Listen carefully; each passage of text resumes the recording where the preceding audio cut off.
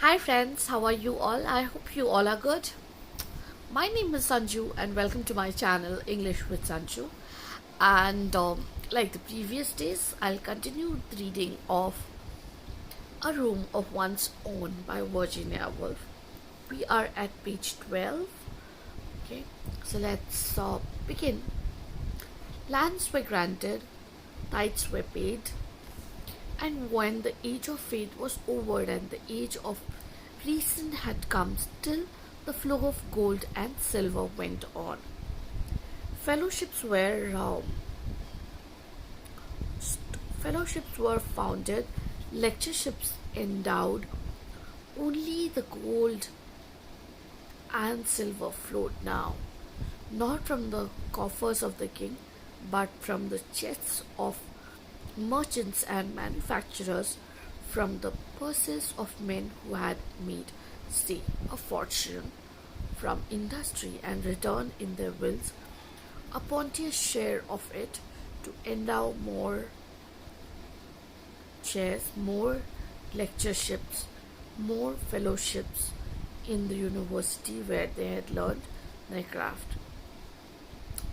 Hence the libraries and laboratories, the observatories, the splendid equipment of costly and delicate instruments which now stands on glass shelves, where centuries ago the grasses waved and swine trotted. Certainly, as I strolled round the court, the foundation of gold and silver seemed deep enough. The pavement laid solidly over the wild grasses. Men with trays on their heads went busily from staircase to staircase. Gaudy blossoms flowered in window boxes. The strains of the gramophone blared out from the rooms within. It was impossible not to reflect the reflection, whether it may have been cut short. The clock struck. It was time to find one's way to luncheon. It is a curious fact that novelists have a way of making us believe that luncheon parties are invariably memorable for something very witty that was said or for something very wise that was done, but they seldom spare a word for what was eaten. It is part of novelists' convention not to mention soup and salmon and ducklings, as if soup and salmon and ducklings were of no importance whatsoever, as if nobody ever smoked a cigar or drank a glass of wine. Here, however, I shall take the liberty to defy that convention and to tell you the lunch on this occasion began with soles sunk in deep dish, over which the college cook had spread a counterpane of the whitest cream, save that it was branded here and there with brown spots like the spots on the flanks of a dough. After came the partridges, but if this suggests a couple of bald brown birds on a plate, you were mistaken. The partridges, many and various, came with all their retinue of sauces and salads, the sharp and the sweet, each in its order. Their potatoes, thin as coins but not so hard. Their sprouts, foliated as rosebuds but more succulent. And no sooner had the roast and its retinue been done with Silver's serving man, the beadle himself, perhaps in a milder manifestation, set before us Reeds in napkins, a confection which rose all sugar from the waves. To call it pudding and so relate it to rice and oka would be an insult. Meanwhile, the wine glasses had flushed yellow and flushed crimson, had been emptied, had been filled, and thus by degrees was slit halfway down the spine, which is the seat of the soul, not that hard little electric light which we call brilliance, as it pops in and out upon our lips, but the more profound, subtle, and subterranean glow, which is the rich yellow flame of rational intercourse. No need to hurry, no need to sparkle, no need to be anybody but oneself.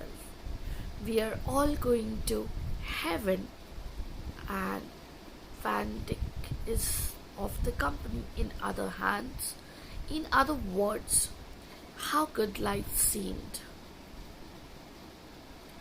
how sweet its rewards, how trivial this grudge or that grievance, how admirable friendship and society of one's kind as lighting a good cigarette, one sung among the cushions in the window seat.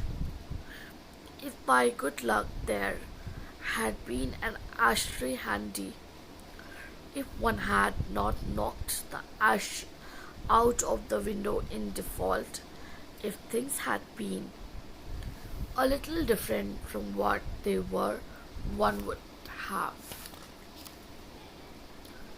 seen presumably a cat without a tail.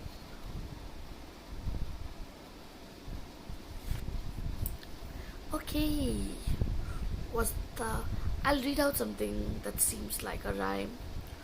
Was that what men hummed at luncheon parties before the war and the women? Okay, so the rhyme goes: There has fallen a splendid tear from the passion flower at the gate. She's coming, my dove, my dear. She's coming, my life, my fate. The red rose cries, she is near, she is near. And the white rose weeps, she is late. The larkspur listens, I hear, I hear. And the lily whispers, and the lily whispers, I wait.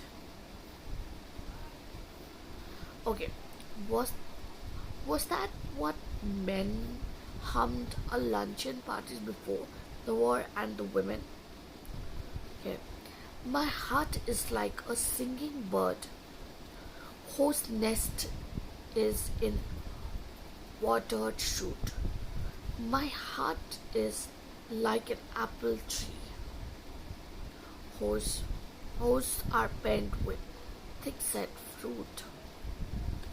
My heart is like a rainbow sea, like a rainbow shell that paddles in a halcyon sea. My heart is gladder than all these.